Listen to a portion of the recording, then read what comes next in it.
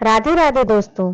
जब बात आती है उस समय की जब कृष्ण का विवाह माता रुक्मिणी से हुआ, तब हमारे मन में एक प्रश्न आना स्वाभाविक ही है कि क्या ये सब बातें राधा रानी को पता होंगी? क्या कृष्ण ने अपने जीवन की इतनी बड़ी घटना के बारे में राधा रानी को बताया होगा? तो कैसा लगा होगा राधा रानी को जब राधा रानी को अपने कृष्ण के विवाह के बारे में पता चला होगा। तो आइए हम आपको इसी रहस्य के बारे में बताएंगे। तो दोस्तों, अगर हम असलियत की बात करें तो श्री कृष्ण ने राधा रानी को अपने विवाह की खबर बताई ही नहीं थी, क्योंकि कृष्ण अपने धर्म के इतने पक्के थे कि वृंदावन छोड़कर जाने के बाद वे एक बार भी राधा रानी से 100 साल तक मिले ही नहीं थे। कृष्ण द्वारकाधीश थे। उनके विवाह की खबर राधा रानी को लोगों से सुनने को मिली। उन्हें कृष्ण के विवाह से कोई भी समस्या नहीं थी। हम विवाह सिर्फ इसलिए करते हैं ताकि हम एक साथ रह सकें, परंतु राधा कृष्ण बिना विवाह के भी साथ थे। कृष्ण को अपने विवाह के बारे में राधा रानी को बताने की आवश्यकता नहीं थी और ना ही उनसे अनुमति लेने की आवश्यकता थी। कृष्ण जानते थे कि राधा रानी सब अपने आप समझ जाएंगी, क्योंकि राधा रानी कृष्ण की आत्मा है और किसी को भी अपनी आत्मा को कुछ भी बताने की आवश्यकता नहीं पड़ती है। कृष्ण के हर कर्म को राधा रानी अच्छी तरह से जानती और समझती हैं। फिर चाहे कृष्ण के 16,108 विवाह करना हो या धर्म की स्थापना हो, राधा रानी सब जानती थी, उनके सभी कर्मों को और उसके पीछे छिपे कारण को भी। राधा को कभी भी कृष्ण के विवाह से कोई समस्या हुई ही नहीं।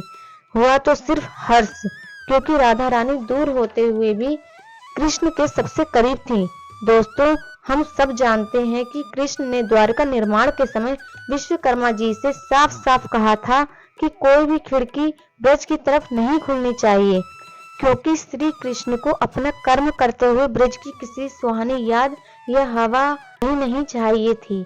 इससे स्पष्ट है कि श्री कृष्ण और राधा रानी 100 वर्ष के विरह में साक्षात एक दूसरे से नहीं मिले थे। इन बातों को करने के लिए अर्थात अपने विवाह के बारे में बताने के लिए जब श्री कृष्ण ने माँ रुक्मिणी का हरण किया, तब श्री कृष्ण ने खुद ये बताया कि संसार ये मानता है कि मैंने आपका हरण किया है और शिशुपाल से आपका रक्षण किया है, परंतु वास्तव में जब श्री कृष्ण को रुक्मिणी के स्वयंवर के बारे में पता चला तो वे बहुत परेशान हो गए थे। वे बताते हैं कि वे रातों को सो नहीं पाते थे, क्योंकि श्री कृष्ण रुक्मिणी से अत्यंत प्रेम करते हैं। जो व्यक्ति श्री कृष्ण को इतना प्रिय हो, वो राधा रानी को भी प्रिय होगा। राधा रानी कभी भी उनसे ईर्ष्या नहीं कर सकती, जिससे कृष्ण अत्यंत प्रेम करते हों। आखिरकार श्री हरि और श्री रुक्मिणी जी का विवाह हो जाता है और दोनों एक हो जाते हैं। पद्म पुराण में उल्लेख है कि द्वारिका में जब रुक्मिणी और श्री कृष्ण का प्रेम विवाह हुआ था, तब नंद, यशोदा आदि लोग वहां उपस्थित थे। हालांकि यह नहीं बताया जाता कि राधा रानी उन गोपियों में शामिल थी या नहीं। कृष्ण के विवाह की खबर पूरे आर्यव्रत में फैली और तभी ये खबर वृंदावन पहुंची और तभी राधा को कृष्ण के विवाह के विषय में पता चला। दोस्तों, राधा रानी कृष्ण से प्रेम करती हैं। वे आत्मा है उनकी। प्रेम में तो प्रेमी की खुशी में ही प्रेमी की खुशी होती है, तो राधा रुक्मिणी से ईर्ष्या कैसे कर सकती हैं?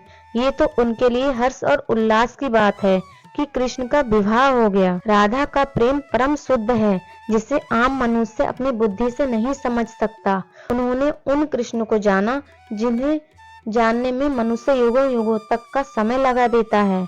राधा जानती थी कि कृष्ण सबके हैं और सब कृष्ण के हैं। कृष्ण का सबके लिए प्रेम अनंत है। कृष्ण की हर पत्नी का कृष्ण के जीवन में एक महत्वपूर्ण स्थान है। रुक्मिणी और श्री कृष्ण एक दूसरे के बिना अधूरे हैं।